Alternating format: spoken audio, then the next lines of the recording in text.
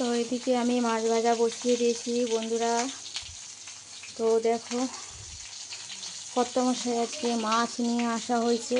তো দেখো এই যে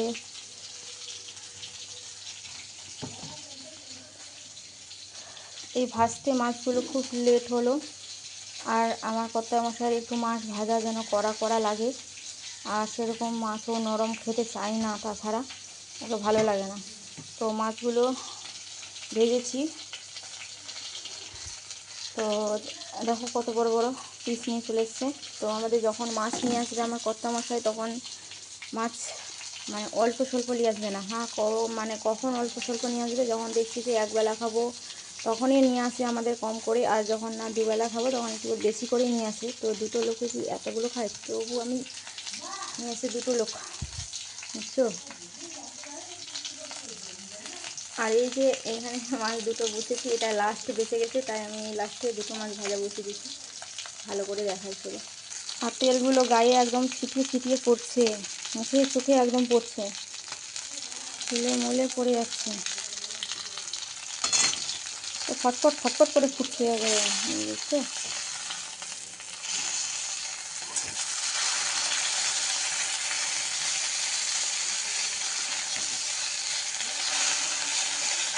এই মাছটা আমি তেল দেওয়া ভাবছো যে আমার কড়াই তেল নেই, কিন্তু বন্ধুরা এই যে দেখছো এই মাছের তেলটা দেখো, এই মাছের তেলটা আগে প্রথমেই ভাজলাম, তেল দিয়েছিলাম অল্প স্বল্পই তেল দিয়েছিলাম, কারণ এই মাছটা কিনা খেয়েছি অনেকবারই।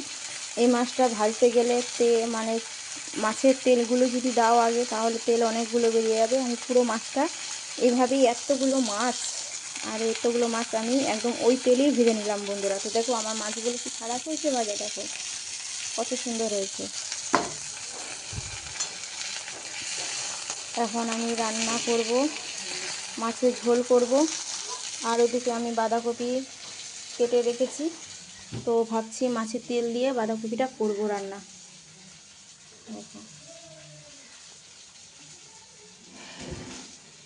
খুব ভালো লাগে বাঁধাকপি মাছের তেল দিয়ে, বা মাছের তেলটা দিয়ে বেশ ভালো লাগে খেতে আমাকে বাঁধাকপি।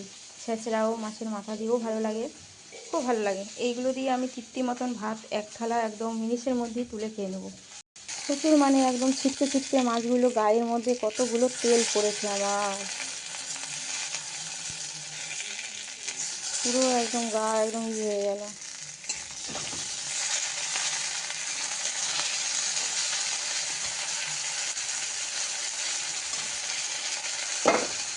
আর এদিকে মাছের ঝোলের জন্য আলু কেটে রেখেছি।